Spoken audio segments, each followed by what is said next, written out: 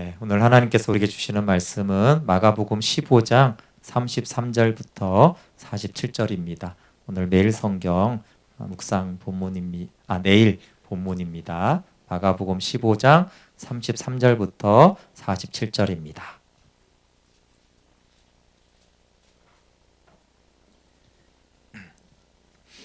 네, 고난주간 새벽에 쭉 이었는데 내일 새벽은 없잖아요. 그래서 제가 묵상을은 올리겠지만 내일 본문으로 함께 말씀을 나누도록 하겠습니다. 마가복음 15장 33절부터 47절. 네, 우리 조금 길지만 합독으로 함께 해보겠습니다. 15장 33절 읽겠습니다. 시작. 제6시가 되매 온 땅에 어둠이 임하여 제9시까지 계속하더니 제9시에 예수께서 크게 소리 지르시되 엘리 엘리 라마 사박다니 하시니 이를 번역하면 나의 하나님 어찌하여 나를 버리셨나이까 하는 뜻이라. 곁에 섰던 자 중 어떤 이들이 듣고 이르되 보라 엘리야를 부른다 하고 한 사람이 달려가서 해면에 신 포도주를 적시어 갈대에 꿰어 마시게 하고 이르되 가만두라 엘리야가 와서 그를 내려주나 보자 하더라. 예수께서 큰 소리를 지르시고 숨지시니라. 이에 성소 휘장이 위로부터 아래까지 찢어져 둘이 되니라. 예수를 향하여 섰던 백부장이 그렇게 숨지심을 보고 이르되 이 사람은 진실로 하나님의 아들이었도다 하더라. 멀리서 바라보는 여자들도 있었는데 그 중에 막달라 마리아와 또 작은 야고보와 요새의 어머니 마리아와 또 살로메가 있었으니 이들은 예수께서 갈릴리에 계실 때 따르며 섬기던 자들이요 또 이외에 예수와 함께 예루살렘에 올라온 여자들도 많이 있었더라. 이날은 준비일 곧 안식일 전날이므로 저물었을 때 아리마대 사람 요셉이 와서 당돌이 빌라도에게 들어가 예수의 시체를 달라 하니 이 사람은 존경받은 공회원이요 하나님의 나라를 기다리는 자라. 빌라도는 예수께서 벌써 죽었을까 하고 이상히 여겨 백부장을 불러 죽은 지가 오래냐 묻고 백부장에게 알아본 후에 요셉에게 시체를 내주는지라. 요셉이 세마포를 사서 예수를 내려다가 그것으로 싸서 바위 속에 판 무덤에 넣어두고 돌을 굴려 무덤 문에 놓음에 막달라 마리아와 요새의 어머니 마리아가 예수 둔 곳을 보더라. 아멘.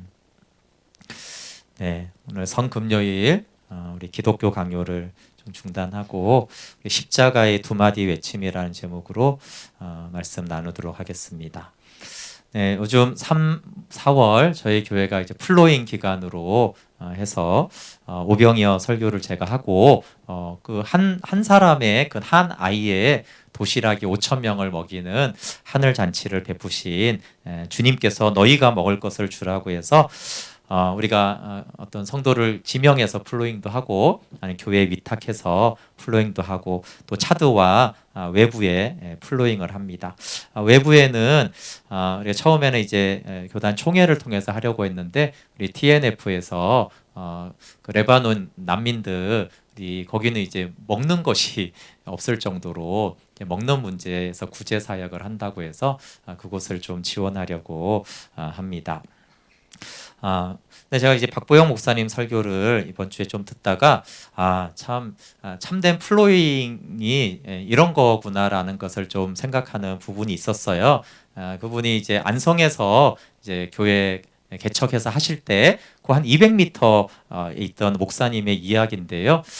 이분이 이제 미국으로 이제 유학 가셔서 미국에서 교회를 개척하고 아주 열심히 사역을 해서 그래서 그게 사역도 잘 되고 교회도 성장해서 잘 사역을 하고 있는데 어느 날 갑자기 이렇게 물을 마시는데 컵이 이렇게 안 잡혀지더래요. 결국은 이제 계속 진행이 돼서 몸에 마비가 이제 점점 와가지고 이제 교회에서 좀 사임을 해달라고 그래서 그냥 사실은 너무나 큰 상처를 받고 그냥 고향으로나 가자 이래가지고 고향 땅에서 이제 안성에 와가지고 이제 교회를 개척했는데 정말 이제 은퇴금을 가지고 그래서 성도들이 오겠지 했는데 너무 안 오는 거예요. 그래서 성도들이 아무도 없으니까 이제 아무래도 다 까먹고 이제는 이제 먹을 것이 없어가지고 이제 시장에 가가지고 배추 같은 거 파는데 막 겉에 이렇게 버리고 팔잖아요. 그런 거를 가가지고 우리 토끼 주려고 하는데 이거 가져가도 되냐고 그래가지고 얻어와가지고 깨끗이 씻어가지고 소금 넣고 이렇게 밥, 쌀 조금 넣고 이게 끓여가지고 이렇게 사모님이랑 둘이 밥을 그렇게 먹는데 그렇게 눈물이 나고 서글퍼지더래요.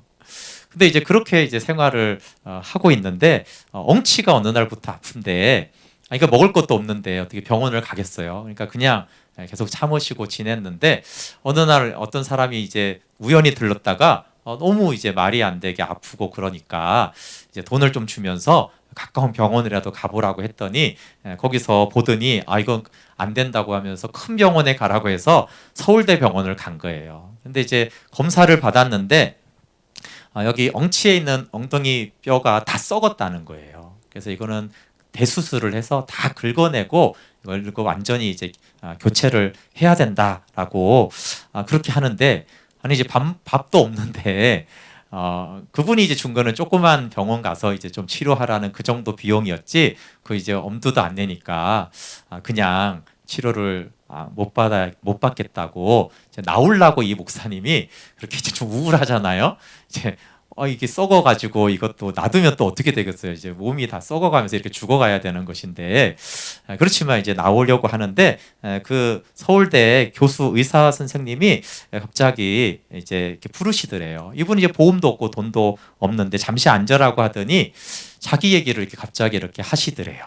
근데 이분이 이제 아주 좋은 대학을 나와서 미국으로 유학을 가서 이제 의대에서 거의 이제 다 마칠 전공의가 막 되기 얼마 전에 이제 몸이 이제 무척 아파서 그 병원에서 이제 검사를 했더니 신장 두 개가 다 완전히 망가진 거예요. 그래서 이제 회복이 안 되는 시점까지 가가지고 그 자기가 근무하는 병원인데 그 의사한테 이제 그 얘기를 듣고 그런 자료 사진을 다 보고 너무나 이제 그 오랜 세월 자기가 했는데 이제 다 끝났는데 그래서 이제 그 나오자마자 그 앞에 의자에 풀썩 앉아가지고 막 엉엉 울었대요. 너무 이제 서럽기도 하고 이게 무슨 날벼락인가 하고 그리고 너무나 갑자기 그게 악화가 된 거여서 막 울고 있는데 전혀 알지도 못하는 이제 지나가는 미국에서 한 흑인이 왜 우냐고 이렇게 물어보더래요. 이제 자기 너무 이제 서럽잖아요. 서러우니까 자기 서러운 얘기를 막 했대요. 내가 이래가지고 지금 내가 울고 있다. 그랬더니 그 알지 못하는 사람인데 그 사람이 자기 신장을 주겠다라고 하나를 그러대요. 근데 그게 이제 신장이 주고 싶다고 줄 수 있는 게 아니라 그 맞아야 되잖아요. 그러니까 이분이 의사니까 주고 싶다고 줄 수 있는 게 아니라고.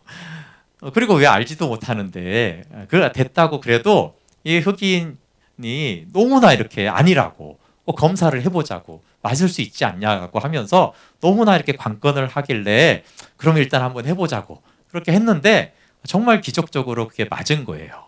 그래서 신장 하나를 이제 떼어주고 수술을 다 마치고 근데 이제 궁금하잖아요. 아니, 모르는 사람인데 지나가다가 그렇게 신장까지 떼어주고 그러니까 이제 수술을 하고 아니 너는 도대체 원하는 게 뭔데 나한테 이렇게 신장을 이렇게 하나를 주냐? 그랬더니 그 흑인이 I'm 크리스찬이라고 그러대요. 그러면서 나는 크리스찬인데 하나님이 나 같은 죄인을 은혜로 생명을 주셨다라고. 그래서 그 은혜가 너무 감사해서 그냥 나는 그냥 너무나 주고 싶었다라고 하면서 원하는 게 단 하나가 있다면 예수님을 좀 믿으면 좋겠다. 이 얘기 외에 별로 한 얘기가 없대요. 근데 이게 사실 너무나 이렇게 이 의사 선생님한테 충격적인 얘기잖아요. 그러니까 당연히 이제 한국에 와가지고 신앙생활을 이렇게 하고 있었다라는 거예요. 그러면서 하는 말이 뭐냐면 아니 나는 그냥 지나가는 사람한테 신장도 내가 거저받아서 지금까지 이렇게 살아가고 있는데 목사님 걱정하지 마시고 내가 해결하겠다고. 그래서 이분이 이제 병원 측에 말하고 내가 얼마를 낼 테니까 이렇게 사정사정 해가지고 어쨌든 대수술만이 아니라 뭐 뇌에 있는 거 그냥 싹 검사를 해가지고 다른 병까지도 다 치료받고 이제 온 거예요. 근데 이 사실이 좀 그러니까 이게 또 국민일보에 이렇게 나간 거예요. 그러니까 사람들이 그걸 보고 이제 후원금도 보내오고 쌀도 보내오고 이렇게 된 거예요. 그래서 그 박보영 목사님도 그걸 보고 그분도 엄청 먹을 것도 없는데도 그래도 그 애들이랑 딱 막 노가다 해갖고 돈 가지고 가가지고 또 이제 그걸 전달하고 이렇게 하는데 그 목사님이 이 얘기를 쭉 하면서 너무 감사한데 그렇지만 그게 이제 부요한 게 아니잖아요. 그 후원이 있었어도. 근데 이분이 이제 내가 이 후원금으로 다 정말 가난한 사람들을 위한 사역을 하겠다고 하면서 그걸 이제 막 준비하실 때 그렇게 만났다는 얘기를 하는 거예요.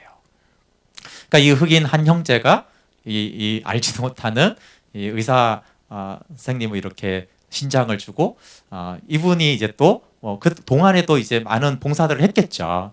그렇지만 또 이 목사님이 사실은 교회에서 너무나 상처를 받아서 목사님이지만 내가 이제 너무 상처받아서 사람들하고 이제 별로 만나고 싶지도 않다.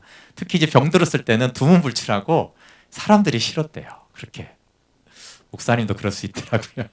그런데 이제 이 의사 선생님이 그렇게 이제 플로잉을 해준 거예요. 사실은 그러니까 신장을 플로잉 해주고 이제 그 모든 치료비와 이런 것들을 플로잉 받고 나서 이분이 이제 다시 나보다 더 어려운 사람들을 내가 섬기고 이것들을 다 나누겠다라고 하는 그런 이제 플로잉이 이제 흘러가는 거죠. 계속 한 번 흘러가는 게 아니라 계속 흘러가는 그렇구나. 이 플로잉의 개념이 제가 재정만이 아니라고 했는데 어떤 이는 플로잉으로 알지도 못하는데 신장도 떼주고 그리고 병원비가 얼마가 될지 모르는 그 일을 내가 일단 책임지고 할 테니까 그렇게 플로잉이 계속적으로 흘러가는 그것이 정말 예수님의 이야기인데 근데 생각해 보면 진짜 플로잉은 예수님이 해준 거잖아요, 그렇죠?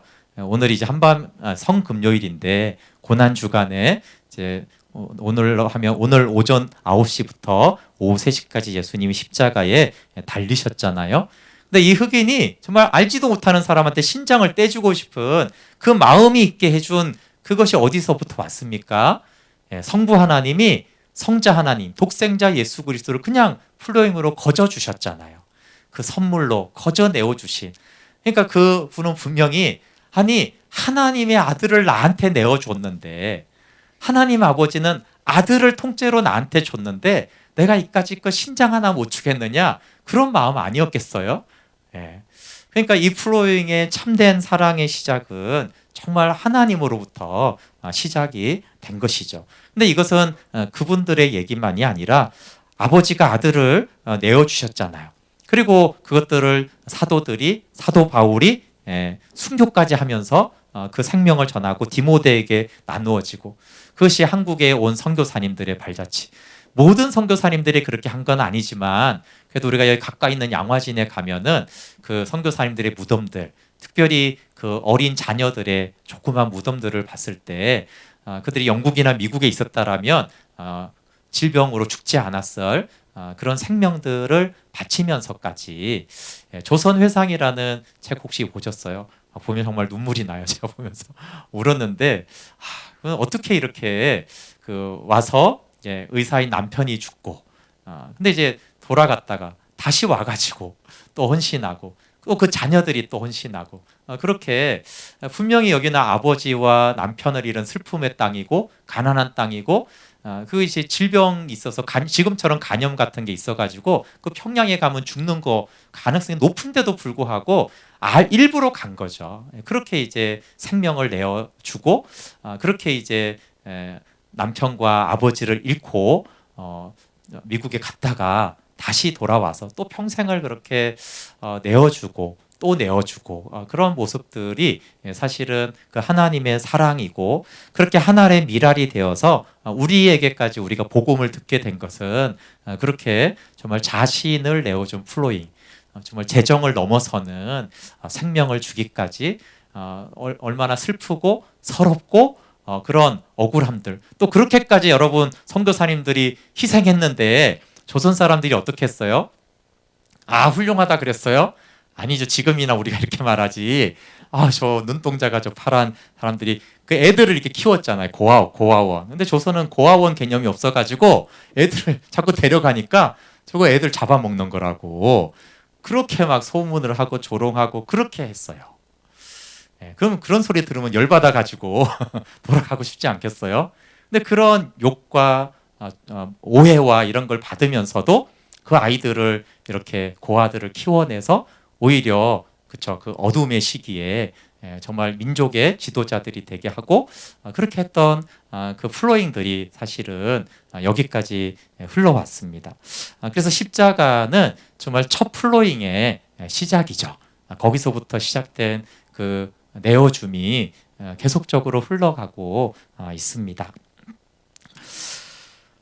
주님 안에서 플로잉 받은 사람들은 그 흑인처럼 교수님 또 목사님처럼 플로잉을 하죠. 이렇게 플로잉은 굉장히 방식이 달라요. 재정만이 아니라 어떤 사람은 신장을 주고 어떤 사람은 의술을 내어주고 재정을 주고 어떤 사람은 그냥 음식을 그냥 전달하기도 하고 어떤 사람은 그 고아들을 데려다가 키우고 교육을 시켜주고 그렇게 했습니다. 네, 고난 주간에 물론 이제 고난이라는 것이 있지만 사실 그 고난과 함께 흐르는 그 사랑을 우리가 보았으면 좋겠습니다. 네, 제가 새벽에 잠깐 말한 대로 유대인들의 하루 개념은 저녁부터 시작이 돼요. 그래서 목요일 저녁부터 금요일 저녁까지가 안식일 전날이에요. 이스라엘 갈 때 안내하는 사람이 없이 갔을 때 주의해야 될 게 뭐냐면은 안식일을 토요일인 줄만 알고 금요일 날 오후에 어딜 돌아다니면 문이 다 닫혀 있습니다. 그러니까 해질 때부터가 안식일인데 되게 안전빵으로 하려고 한 4시나 이 정도 때부터면 문을 닫기 시작해요. 모르고 가면은 왜 금요일인데 문이 닫혀 있지 이렇게 생각할 수 있어요. 그러니까 목요일 저녁에 성만찬을 하시고 이게 하루의 시작이죠. 하루의 시작에 주의 만찬을 하시고 찬미하고 감람산으로 가셨어요. 그때 너희가 다 나를 버리리라 했는데 죽기까지 따르리라 이렇게 이제 했다가 부인을 하죠. 이 겟세마네는 기름 짜는 틀이라고 그랬어요. 감람산, 감람이 올리브잖아요. 올리브산이라는 뜻이고 올리브산이니까 올리브가 많겠죠, 당연히. 지금도 그 겟세마네를 가면은 거의 2000년 가까이 된 그 감람나무가 있습니다. 그래서 이 감람나무도 그 의미가 있어요. 거의 2000년을 삽니다. 굉장히 독특하죠. 그래서 이제 그 감람산이니까 감람 올리브가 많이 나는 산에 이제 그 기름을 자른 장소가 있었는데 거기를 겟세마네라고 하는 것이에요. 그래서 예수님이 기도할 때 그 땀방울이 핏방울이처럼 되었다라고 하는 것이 그 기름 짜는 틀을 비유한 것이에요. 마치 예수님이 기름이 짜지듯이 하는 그 모든 것을 내어준 그러니까 좀 사람을 그렇게 비유하는 게 좀 그렇지만 예를 들어 참기름을 가져다가 기름을 다 짜버리면 어떻게 돼요? 기름을 다 짠 참깨는 어떻게 되죠? 아주 싸죠. 이제 버리든가 뭐 이렇게 간단하게 옛날 분들은 해먹고 그랬는데 그러니까 예수님이 그런 거라는 거예요. 예수님의 그 기도는 예수님에게서 그 모든 것들을 다 짜내었으면은 정말 예수님에게 아무것도 남지 않을 정도로 사실 그래서 겟세마네 기도부터가 십자가에서는 이제 보혈을 다 흘려주시잖아요. 그렇게 자신을 다 내어주는 이제 기도와 또 치열한 기도와 그런 것들을 이제 겟세마네라는 곳이 의미하고 있습니다. 그래서 십자가 직전에는 성경에 2개의 잔이 나옵니다. 이 겟세마네의 잔이 나오고요. 또 하나의 잔이 어디예요? 주의 만찬에서의 잔이죠. 포도주 잔, 언약의 피다라고 한 그 잔이 있었고 겟세마네에서 아버지 이 잔을 내게서 옮기시옵소서라는 이 2 잔이 나와요. 근데 이 2 잔은 굉장히 가까운 시간인 거예요. 그러니까 저녁 식사 시간에 포도주 잔이 나왔고 여기서 그 감람산 겟세마네까지는 한 30분도 안 걸립니다. 한 20분, 10분 하여튼 그 정도면 걸어가는 거리예요. 20분이면 걸어갈. 그러니까 그 감람산에서 겟세마네의 잔이 나오잖아요. 그러니까 사실상 이 2 잔은 거의 같은 시간대에 나오는 잔이에요. 근데 하나는 어떤 잔이에요? 예수님이 마시는 잔은 그 죄의 잔을 마심으로 거룩한 분이 죄가 되셔서 대속의 심판을 받는 잔이죠. 그리고 그 좀 전에 주신 예수님이 내민 제자들에게 내민 잔은 언약의 피라고 그랬잖아요. 생명을 주는 잔이고 너희가 나와 연합되는 잔이고 구원받는 잔을 주셨어요. 그렇게 동일한 잔이라는 것이 완전히 대비되게 등장을 합니다. 그럼 그래서 우리가 그 언약의 피를 마실 때 겟세마네의 잔을 마신 예수님을 기억하면서 그 앞에서 마셔야 돼요. 야, 나에게는 예수님의 이 생명의 피를, 언약의 피를 주셨는데, 언약의 잔을 주셨는데 예수님은 그 심판의 잔을 마셨구나. 동시에 알아야 되는 거죠. 우리에게 그냥 생명만 준 게 아니라 우리에게 생명의 잔을 주기 위해서 예수님은 사망의 잔을 마신 것이에요. 우리에게 자유의 잔을 주시기 위해서 예수님은 그 진노의 잔을 마신 것입니다. 그렇게 그 두 잔이 요 목요일 저녁에 대비가 딱 되면서 등장을 합니다. 주님과 함께 죽을지언정 부인하지 않겠다는 결단은 있었지만 이 베드로가 그 언약의 피를 몰랐죠. 근데 제가 새벽에 나눴지만 여러분, 제자들과 베드로는 철저하게 배신하고 그 결단이 무너졌어요. 그런데 예수님이 그들을 위해서 기도했는데 부인하지 않도록 기도한 것이 아니고 돌이켜 형제들을 회개하도록 기도했다라는 거예요. 그래서 가장 비참해져야 됩니다. 여러분, 크리스찬들은 비참해지지 않는 존재가 아니에요. 문제가 전혀 안 생기는 존재가 아니고요. 실수하고 넘어져서 가장 내가 이 세상에서 비참한 존재구나라는 그 존재가 되는 것이에요. 그런데 실패에 주목하면 안 돼요. 왜 그렇습니까? 그것은 깊은 회개로 가는 것이 중요하기 때문에 그래요. 깊은 회개는 깊은 잘못도 중요하지만 깊은 잘못보다 깊은 주님의 인자하심을 바라볼 때 깊은 회개가 되는 거예요. 그러니까 깊은 잘못을 들여다본 전형이 누구예요? 십자가 앞에서 놀랍게도 가룟 유다입니다. 가룟 유다는 깊이 잘못했다고 생각했어요. 그러니까 목매달아 죽죠? 깊이 잘못했으니까. 그럼 베드로는 우리가 늘 가룟 유다랑 대비를 하는데 베드로는 왜 회개를 했죠? 깊은 잘못 때문에 통곡을 했지만 깊은 사랑, 깊은 자비를 보았던 거예요. 그러니까 위대한 믿음의 사도가 되죠. 그러니까 깊은 잘못을 인식하고 인정하는 거 굉장히 중요해요. 그러니까 가룟 유다도 비참했고 베드로도 비참했는데 그 비참함보다 하나님의 사랑과 인자하심을 보았던 베드로는 위대한 다시 믿음의 사도가 되고 그냥 깊은 잘못만 인식한 사람은 가룟 유다처럼 된 것이에요. 그래서 회개라고 할 때는 깊은 잘못과 함께 그것보다 더 깊은 하나님의 사랑, 죄사함, 인자하심을 바라봐야 되는 것이에요. 그래서 우리는 비참해지되 그 실패에 너무 집착하고 주목하면 안 됩니다. 그리고 통곡이 회개의 완성이 아니에요. 그럼 베드로가 언제 회복이 되죠? 나가서 울고 통곡해서 회복됐나요? 아닙니다. 그 다음에 부활의 주님을 만나고 또 그 다음에 요한복음 21장 갈릴리 바다에서 예수님을 만나요. 그렇죠? 그때가 이제 깊은 회심의 시간이고 이제 성령님이 임함으로 그가 온전한 회개가 이루어져요. 그래서 그 칼빈이 계속 말했지만 회개에는 자백이 있고 또 통해가 있어요. 근데 회개는 자백과 통해는 회개의 시작이지 베드로의 이 회개의 완성은 갈릴리 바다에서 내가 나를 사랑하느냐?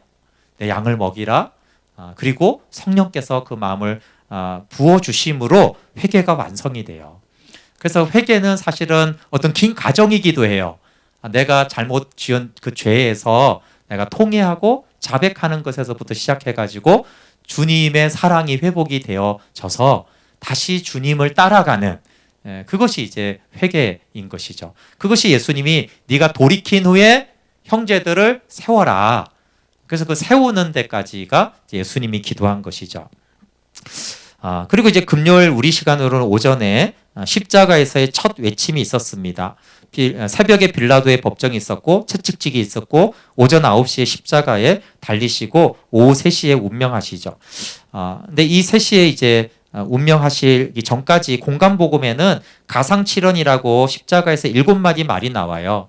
근데 이 마가복음에는 좀 독특하게 그 6시간이라는 시간이 사실 긴 시간이잖아요. 그런데 마가복음은 예수님이 운명하기 바로 전, 오후 3시 바로 전, 그때 딱 2마디만 기록하고 있어요. 그러니까 6시간이라는 시간 동안에 거의 운명하기 전 딱 2마디만 마가복음은 기록을 하고 있어요. 그 첫 마디가 엘로 엘로 이 레마 사박다니. 나의 하나님, 어찌하여 나를 버리셨나이까. 네, 원래 아버지 품속에 있었던 창세전부터 하나님과 하나 되었던 그 예수님이 거룩한 아버지가 이제 우리의 죄를 담당해서 죄가 되신 예수님을 거룩한 죄를 원래 분리하고 심판하게 돼 있어요. 그러니까 예수님이 죄가 되셨기 때문에 이제는 아버지께서 아들을 심판하시고 버리셔야 됐죠. 그래서 나의 하나님 어찌하여 나를 버리셨나이까 라고 하는 거예요. 그래서 영원부터 영원까지 유일하게 성부와 성자의 분리가 여기에서 일어납니다. 육체적인 고통, 온갖 조롱과 핍박과 모욕은 예수님이 한마디도 대답하지 않으셨어요. 십자가에 못 박힐 때도 예수님은 절규하지 않았어요. 그렇지만 단 한 번 아버지와 분리되는 이 분리의 고통은 견딜 수가 없어서 큰 소리로 나의 하나님 어찌하여 나를 버리십니까? 라고 기도했어요. 여러분, 우리도 때로는 믿음의 선배들이 어찌하여 나를 버리시나이까 이렇게 기도할 때가 있잖아요. 근데 사실은 예수님이 이 기도를 하셨기 때문에 우리는 영원히 이 기도를 드리지 않아도 되게 되었어요. 버림받으신 예수님으로 인해서 우리는 영원히 어떤 경우에도 십자가로 인하여서 용납이 됩니다. 그래서 우리가 정서상 하나님 왜 저를 버리셨습니까? 라고는 할 수 있지만 실제로 버림당하지는 않아요. 왜 그래요? 주님이 버림당하셔서 그래요. 예수님이 버림당하셨기 때문에 우리는 더 이상 버림당하지 않는 거예요. 두 잔도 완전히 대비가 되죠. 예수님이 버림당하셨기 때문에 우리는 버림당하지 않아요. 근데 그렇게 느껴질 때는 있어요. 메마름의 시기가 있고 내 영혼에 어두운 밤이 오면 하나님 나를 버린 것 같아요. 근데 버린 것 같은 느낌이 드는 것이지 하나님 나를 버린 적이 없으세요. 그래서 그렇게 혹시 말을 할 때에도 진리는 알아야 돼요. 그렇죠?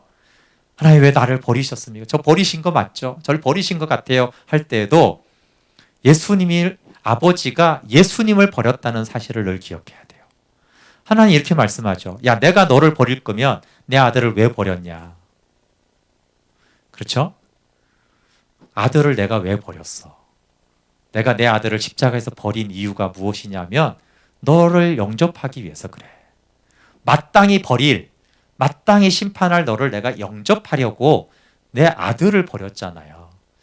그러니까 우리가 버림받았다고 느낄 때 하나님 나와 상관없다고 느낄 때가 있죠. 그때 기억해야 될 것은 아버지는 아들을 왜 버리셨는가? 그리고 예수님은 왜 버림당하셨는가? 그걸 깊이 묵상할 때 하나님 나를 버리지 않는구나. 그것을 또 우리가 알 수가 있어요. 그래서 이 신앙생활에서 그 두 번째 이제 십자가의 외침이 뭐냐면 큰 소리를 지르시고 운명하셨다고 돼 있어요. 근데 마가복음은 생략했는데 이것이 누가복음 23장 46절에 보면 아버지 내 영혼을 아버지 손에 부탁합니다라는 이것도 큰 소리로 외치고 운명하셨어요. 죄가 되시고 심판받아 버림당했지만 하나님 아버지께로 나아가는 파레시아를 행한 것이죠. 여러분 이 마지막 큰 소리가 우리가 최악의 상황에서도 아들을 힘입어 아버지께 나아가는 파레시아의 전형이 됩니다. 15장 37절 38절인데요. 예수께서 큰 소리를 지르시고 숨지시니라. 이에 성소 휘장이 위로부터 아래까지 찢어져 둘이 되니라. 예수님이 내 영혼을 아버지 손에 부탁합니다. 이게 뭐라고요? 파레시아라고 그랬어요. 예수님이 파레시아를 외치고 숨지시자 그 시간에 어떤 사건이 일어났어요? 우리가 파레시아를 할 수 있는 문이 열렸어요. 성소의 휘장이 위에서부터 아래로 쫙 찢어져 둘이 되었죠. 그러니까 예수님의 파레시아와 죽음과 함께 동시에 우리의 영혼을 맡기는 새로운 상길이 열렸습니다. 히브리서 10장 19절 20절 그러므로 형제들아 우리가 예수의 피를 힘입어 성소에 들어갈 담력을 얻었나니 그 길은 우리를 위하여 휘장 가운데로 열어놓으신 새로운 상길이요 휘장은 곧 그의 육체니라. 휘장 가운데로 열어놓으신 이 새로운 상길로 우리가 나갈 때마다 그러니까 예배, 묵상, 기도가 다 이 새로운 상길로 나가는 거예요. 그때마다 버림받았음에도 불구하고 아버지께 영혼을 맡긴 주님의 기도를 우리가 기억해야 됩니다. 아까 말한 것처럼 우리가 버림받은 것 같은 느낌이 들 때가 있어요. 예배해도 하나님이 안 받으시는 것 같은 느낌이 들 때가 많이 있죠. 여러분, 그렇지만 새로운 산길로 나아가며 영혼을 부탁해야 됩니다. 저도 큐티를 10여 년 이상 했고 또 복음적인 말씀 묵상 듣고 8년 이상 계속 말씀 묵상을 하고 있어요. 근데 사실은 아직도 잘 모르겠고 잘 안 되는 때가 너무 많아요. 그래도 매일 하는 것은 이게 어떻게 열어놓은 길인가 하는 거예요. 예수님이 버림받으시고 죽으시면서 휘장을 찢었어요. 그냥 이게 아무렇게나 열어놓은 길이라면 우리의 감정 따라 기분 따라 하겠지만 주님이 어떻게 열어놓으신 길인데 버림받으시고도 내 영혼을 부탁한다라고 한 그렇게 열어놓은 새로운 길이잖아요. 여러분, 우리 예배나 묵상이 딴 게 아니에요. 우리 영혼을 부탁하는 거예요. 하나님이 안 만나주면 할 수 없죠. 어쩌라고요, 그렇죠? 그럼 우리가 하나님을 만나는 것까지 하는 것이 우리의 영역이 아니에요. 여기 보세요. 예수님이 내 영혼을 부탁합니다가 끝이에요. 하나님, 내 영혼을 맡겨줘야 돼요. 부활시켜줘야 됩니다. 이런 얘기 없잖아요. 그냥 영혼을 맡기는 것이 예배예요. 지난 주에도 여호사밧 왕이 찬양했죠. 예. 그냥 그 인자심을 찬양하는 것이 여호사밧이 할 일이지, 하나님, 이 찬양이 시작될 때 복병들을 천사들을 보내서 저것들을 싹 죽여주십시오, 이런 기도를 안 했어요. 그건 하나님이 그냥 하신 거죠. 여호사밧이 거기까지 하는 게 아니에요, 그렇죠? 우리가 성경을 읽을 때 오해할 경우가 있어요. 우리는 그게 다 여호사밧 편에서 한 건 줄 알아요. 아니죠. 이건 이미 일어나고 우리가 보니까 그런 거죠. 여호사밧과 백성들은 어디까지 하기로 한 거예요? 감사하세 그의 인자하심이 영원하다. 우리 여기까지 한 거예요. 여기까지. 거기까지가 우리가 할 일인 것이고, 어떻게 이기게 하시는지는 하나님의 영역인 거예요. 그걸 우리가 이렇게 하나님 싸우시라, 저렇게 이기게 해달라, 이렇게 할 필요가 없는 거예요. 그러니까 우리가 자꾸 결과를 예측하거나 결과에 해서 예배하거나 묵상하는 것은 참된 파레시아가 아니에요. 자꾸 하나님의 영역을 우리가 침범하려고 하는 것이에요.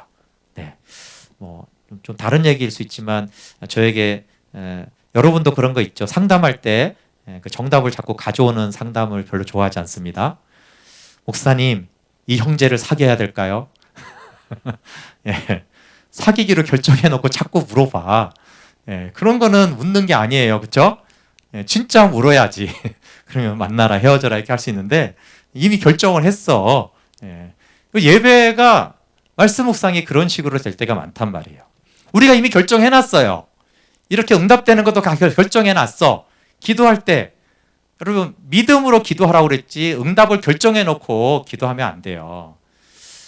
그렇게 상담을 해오면 속으로 뭐 하러 왔냐 이런 생각이 들어요. 네, 그렇지 않아요? 하나님도 아니 뭐 하러 기도하냐 그러면 이미 네가 다 정해놓고 왜 나한테 그렇게 자꾸 부탁을 하냐 이렇게 하시잖아요. 정말 물어봐야죠. 그럴 거 순종하고 그거 정말 믿는 거죠. 그래서 예수님이 예배를 잘 가르쳐 주는 거예요. 내 영혼을 아버지 손에 부탁합니다. 어느 때에도요. 버림받고 실제로 버림받고 캄캄하고 너무 어두워도 그래도 나는 아버지밖에 없어요. 이게 유일한 길인데 다른 길이 없어요. 그렇게 맡기고 의뢰하는 거, 그 결과와 상관없이. 그래서 예수님의 이 십자가에서 우리는 아버지께 어떻게 나아가는지를 배웁니다. 그래서 신앙생활에는 이 십자가의 두 마디면 충분해요. 우리가 연약할 때 나의 하나님 어찌하여 나를 버리셨나이까 라는 이와 같은, 이것은 원망과 불평이 아니고 정직하게 자신의 비참함을 인정하는 거예요. 사도 바울이 나는 죄인 중에 괴수입니다. 이 말은 무슨 말이겠어요? 하나님이 나를 버릴 존재라는 거죠. 그 비참함을 인정하는 거. 어디까지 비참해요? 하나님이 나를 버리시는구나. 아니면 하나님이 나를 버리시기에 합당한 죄인이구나. 마땅히 버리시고 심판하고 외면해야 되는 거구나. 그게 이제 비참함이죠. 그걸 인정하기 싫어서 무화과 나무 잎을 꽁꽁 싸고 있는 거잖아요. 그렇죠? 근데 그걸 벗어야 돼요. 그걸 벗으면 사실은 그걸 벗으면 다 그런 생각이 들어요. 하나님 나를 버리셨나? 내가 이렇게 비참한데? 그런데 그 가장 비참할 때 주님이 뭘 하셨다고요? 아버지여 내 영혼을 아버지 손에 부탁하나이다. 여러분 가장 비참할 그때 아버지께 우리의 영혼을 맡기는 것입니다. 신앙생활은 어찌 보면 이 두 가지면 돼요. 비참함을 인정하는 것. 이것이 회개의 시작입니다. 그리고 내 영혼을 부탁하는 파레시아, 아버지께 나아가는 이 두 가지. 날마다 나는 버림받아 마땅한 죄인입니다. 그렇지만 내 영혼을 아버지 손에 부탁합니다. 하나님 오늘도 티끌과 재 가운데 나는 아무 쓰잘데기 없는 가치 없는 존재입니다. 그렇지만 내 영혼을 아버지 손에 부탁합니다. 사실 이 두 가지만 날마다 순간마다 하는 것이죠. 예배도 그런 것이에요. 하나님 나 같은 죄인, 이 쓸모없는 죄인, 그렇지만 내 영혼을 아버지 손에 부탁합니다. 그게 기도고 그게 예배고 그것이 하나님 말씀 앞에 나아가서 묵상하는 것입니다. 그래서 신앙을 복잡하게 보면 복잡하지만 이 두 마디 십자가에 생각을 해도 그 사람이 참된 신앙생활을 할 수 있어요. 버림받아 마땅한 내 영혼과 영혼을 부탁하는 것이죠. 네, 마지막으로 이 아리마대 사람과 여인들을 잠깐 나누고 말씀 마치겠습니다. 그럼 복음과 구원의 아주 핵심이 있습니다. 그럼 그것은 예수님 십자가에 죄를 사했고 이런 내용은 너무나 당연한 것이고요. 교회를 다니는 사람을 기준으로 하는 거예요. 그 핵심이 뭐냐면 나를 위함인가 주님을 위함인가, 나 중심인가 주님 중심인가가 진짜 복음을 가진 사람과 가짜 복음을 가진 사람을 가릅니다. 아까 예배와 묵상도 얘기했을 때 주님이 기뻐하게 행하는 것인가 내가 기쁘려고 하는 것인가를 잘 봐야 돼요. 주님의 기쁨이 목적이면 메말라도 하고 졸려도 합니다. 근데 내 기쁨이 목적이면 안 해야 될 때가 많아요. 예. 그런데 여러분 주님이 기뻐하시니까 오늘도 예배합니다. 근데 나는 너무 썰렁해요. 근데 시작을 할 때 주님이 기뻐하시니까 나는 기도합니다라고 하잖아요. 내 기도는 너무나 메마르고 나는 기도가 안 됐어요. 근데 주님은 그 기도를 너무 기뻐합니다. 왜 그래요? 그 마음의 중심이 주님의 기쁨이 되기 위해서 기도했기 때문에 그래요. 주님의 기쁨이 되기 위해서 말씀 앞에 나오라고 했으니까 주님이 원하시고 주님이 기뻐한다니까 내가 하잖아요. 근데 나는 은혜가 안 되는데 주님은 매우 기뻐하세요. 그것이 그 사람의 신앙의 이유가 그런 식이라면 사실은 참 신앙인이죠. 그런데 여기 여인과 아리마대 요셉이 바로 그런 사람이에요. 십자가형을 당한 예수님을 떠나지 않는 사람들입니다. 그리고 예수님이 치유하고 오병이어 표적하고 무리를 걸어 다닐 때 주님 따르는 사람이 수없이 많았잖아요. 근데 이때는 주님을 왜 따르는지 목적이 헷갈리는 거예요. 이것이 내 영광, 내 높은 자리, 인정 욕구인지 진짜 예수님이 누군지 알아서 믿고 따르고 사랑하는지 구분이 안 돼요, 그때는. 그렇지 않습니까? 그런데 사내들인 공회가 의도적으로 예수님을 경멸하고 사형에 넘겨줬어요. 근데 이 공회원 중에 한 명이 하나님 나라를 기다리던 아리마대 사람 요셉이 담대히 나아가서 빌라도에 가서 예수의 시체를 내어달라고 청했습니다. 다음 주가 4.15 총선이 있습니다. 국회의원이 이렇게 했으면 끝장난 겁니다. 그렇지 않습니까? 온 당이 혈안이 돼가지고 이쪽을 하고 있는데 한 사람의 국회의원이 강력하게 이쪽을 하면 바로 잘리는 거 아니에요? 잘리는 정도가 아니죠, 이때는. 그런데도 아리마대 사람은, 이 요셉은 세상 나라 대신에 하나님 나라를 기다리는 그는 예수님의 시체를 요구했어요. 그리고 예수님의 시체를 자신을 위해 만든 무덤 안에 두었습니다. 이 장사복음이 예수님의 무덤에 연합되는 거잖아요. 네, 이 영적인 의미가 당연히 더 중요하지만 그렇지만 저는 아리마대 요셉은 무덤을 예수님과 공유했구나. 참 놀랍지 않습니까? 아리마대 요셉 자기를 위한 무덤인데 자기 무덤과 예수님의 무덤이 공유가 되었어요. 근데 이것이 나중에 후에 교회가 증거하는 복음이 되었단 말이에요. 그리스도와 함께 장사되는 것이. 장사복음에 참여하는 은혜에 참여하죠. 부활 후에 아리마대 요셉이 나중에 얼마나 기뻐했을까요? 예수님이 내 무덤에 누우셨지. 그렇지 않겠어요? 그렇죠? 예수님이 내 무덤에 누웠어. 수억의 사람 중에 유일하게 그 고백을 할 수 있는 사람이죠. 나머지 사람들은 다 어떻게 해요? 주님의 무덤에 우리가 연합하는 거죠. 복음은 예수님의 무덤에 우리가 연합하면 그 무덤이 영광이 생명이 됩니다. 근데 어쨌든 이 수많은 사람들이 복음서에 나오는데 예수님의 장례를 준비하거나 장례를 치른 사람들은 굉장히 소수예요. 향유옥합을 깨뜨린 여인이 비싸서 예수님께 칭찬받은 게 아니에요. 전부를 드렸고 또 하나는 장례를 준비한 거예요. 그리고 이 아리마대 사람 요셉이 예수님의 장례를 치러요.